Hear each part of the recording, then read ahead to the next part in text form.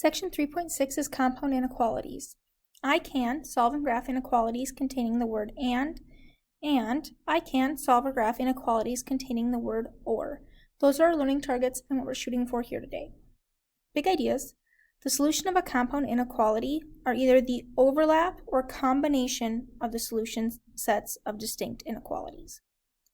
The graph of a compound inequality with the word and contains the overlap of the graphs of the two inequalities. And the graph of a compound inequality with the word or contains each graph of the two inequalities. So, a compound inequality consists of two distinct inequalities joined by the word and or the word or. So we have two separate inequalities, and it's either both or just from one. We can rewrite a compound inequality involving and as a single inequality, but just the ands can be written as a single inequality. So in example 1 here, we want to know what compound inequality represents the phrase, and then we're going to graph our solutions. Here we have all real numbers that are greater than -2 and less than 6. The all real numbers parts, that's our solution. So here I'm going to put an x. That are greater than -2 and those same numbers that are less than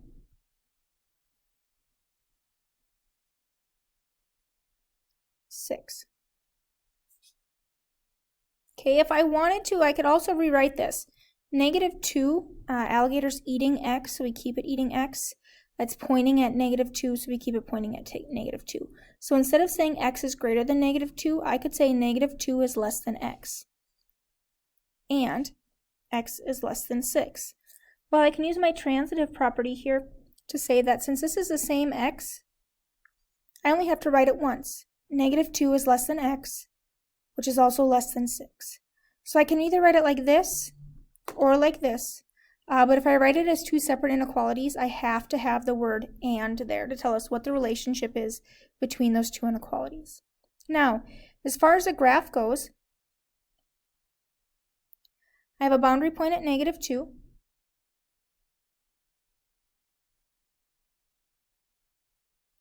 A boundary point at 6. And I want numbers that are greater than -2 and less than 6. So numbers that are greater than -2 are numbers like -1 and 0.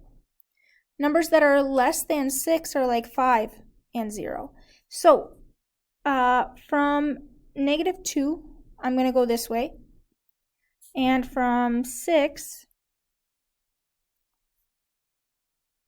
I'm going to go this way. And it's going to be just where those two overlap. So my red's going to go here. My purpley pink is going to go here. And so everything in the middle, in between, is our solution. And we can see that here as well. Remember that our shading is our x. And right now we have x's in between -2 and 6. So -2, 6, and we shade in between. Again, with an and, it has to work for both. So 7, for example, is greater than -2, but it's not less than 6, and we need it to work for both. It has to be both. -3 is less than 6, but it's not also greater than -2, so it has to work for both. It's where they overlap. All real numbers, again, that's our variable, that are less than 0, or those numbers that are greater than or equal to 5. Okay, here we have or, which means it only has to work in one inequality. It can either be less than 0, or it can be greater than or equal to 5. It does not have to be both. In fact, there are no numbers that are both here. So we do have to put the word or here because that tells us the relationship between our two inequalities. Now, I have a boundary point at 0 and a boundary point at 5.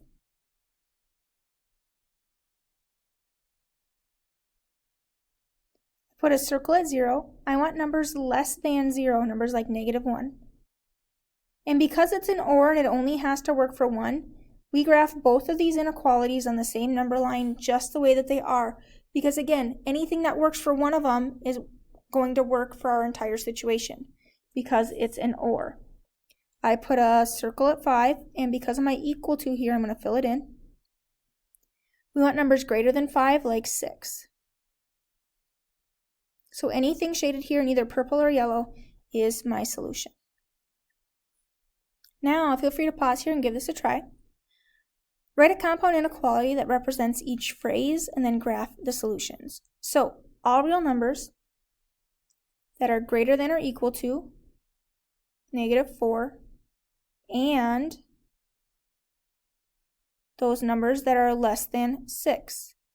Again, because it's an and inequality here, we can rewrite it as 1 if we wanted. I can say -4. Instead of x being greater than or equal to -4, I can say -4 is less than or equal to x. And x is less than 6. Well, I have back-to-back x's here. So what I can really do is using my transitive property, I can say -4 is less than or equal to x, which is also less than 6.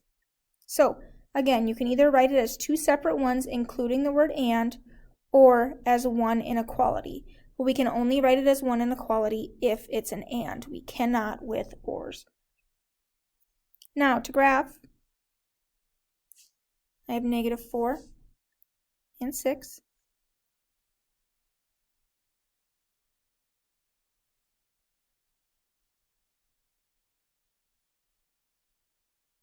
Boundary point at -4, it's equal to, so I fill it in. Boundary point at 6, it is not equal to. X is in between them, so our shading is in between them. Or I can look at it from up here. Circle at -4, we're going to fill it in. We want numbers greater than -4, like -3 and 0 and 5. And we want numbers less than 6, like 5 and 0 and -3. So everything in between there, we can shade. All real numbers that are less than or equal to 2.5 or greater than 6. So all real numbers, remember that's our variable, our solutions, that are less than or equal to 2.5 or those that are greater than 6. And again, with ors, we have to write them as two separate inequalities. As far as our graph goes, 2.5 is in between 2 and 3. 6 is in between 5 and 7. I put a boundary point at 2.5. It's equal to, so I fill it in. And we want numbers less, like 2 and 0, and anything negative.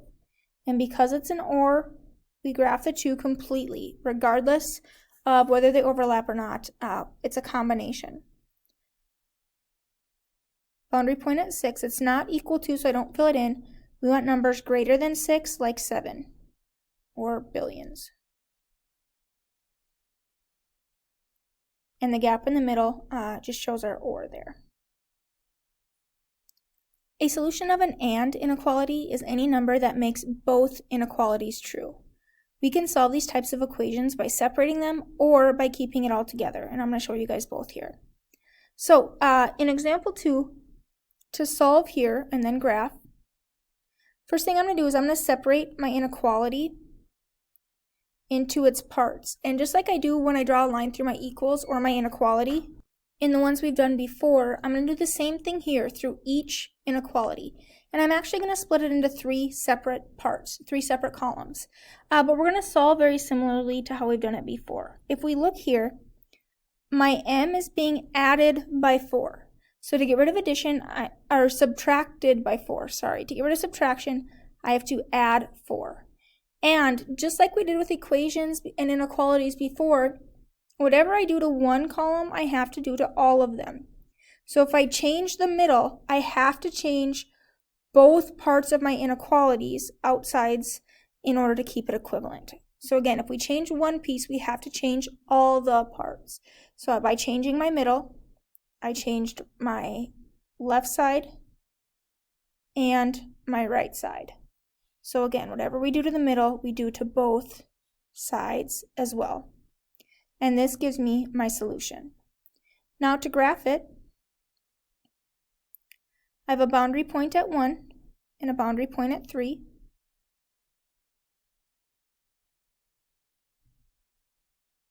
I put a circle at 1. It's equal to, so I fill it in. and I want 1 to be less than my numbers. 1 is less than 2, for example. I also want my numbers to be less than 3. Circle at 3, numbers like 2. And because it's written as one inequality, we know it's an and inequality, which means I only shade in the middle.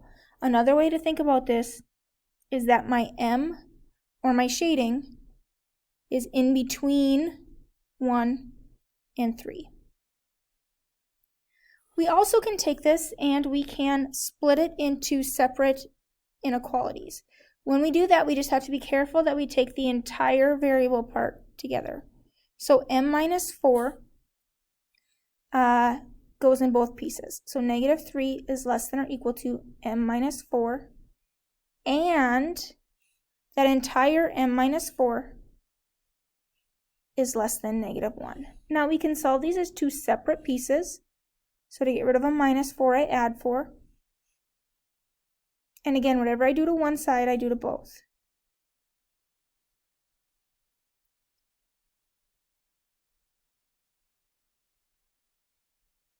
So here I get to the same spot, and if you'll notice, I did the same to all my pieces. I added 4 to my outside and the middle. I added 4 to my outside and the middle. So just like we did when we kept it all together, it works the same way. Now as far as the graph here goes, we're going to get the same thing.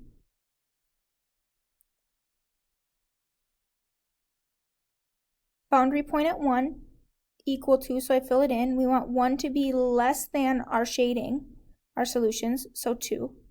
And we want a boundary point at 3, and we want our solutions or our shading to be less than 3, like 2.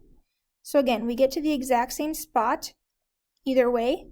It just depends on whether or not you're comfortable keeping them together or you want to separate them. If you keep them together, keep in mind whatever we do to one part, we have to do to each part, both outsides as well. Or if you're keeping it or separating it, keep in mind that we keep that entire middle term or middle expression together. Now, feel free to pause here and give this a try if you'd like. I'm going to keep this all as one inequality. My y has two things happening to it. It's being subtracted and multiplied. I get rid of my subtraction first, and to get rid of minus 4, I add 4. And remember, if we change the middle, we have to change the entire inequality in order to keep it. So I'm going to add 4 to both outsides as well. 2 less than 3y less than 18. Y is being multiplied by 3. To get rid of multiplication, we divide. And I get 2/3 less than y less than 6. This is my solution. Now my graph, 2/3, 6 are my boundary points. My y, or my solutions, are in between, so I'm going to shade in between. And neither one of them has an equal to, so there is my final graph. To earn a B in an algebra course, you must achieve an unrounded test average between 84 and 86 inclusive. What that inclusive means is those scores are included, it's equal to. So we want our average to be between 84 and 86 inclusive, means those are included. To find an average, we're going to add up all of our scores and divide by how many there are. So we scored 86 and 85 and 80 on the first 3 tests. But we want to know what our score is on the 4th test. So we have one more test and we have 4 total. Again, to find our average, we add up all of our scores, 1, 2, 3, 4, and divide by how many there are. Our outsides are both as simple as we can get them, but our inside is not. Here I can combine my like terms. I get 251 plus x divided by 4. We have to get rid of our division first, so I'm going to multiply both sides by 4 and my middle by 4. But when I do that, keep in mind that those cancel. Simplify there. Now to get x by itself, it's being added, so we subtract by 251. And again, whatever I do to the middle, I have to do to every side. And we get our 4th score has to be between 85 and 93. So again, our average is in between those values, and this is what we get.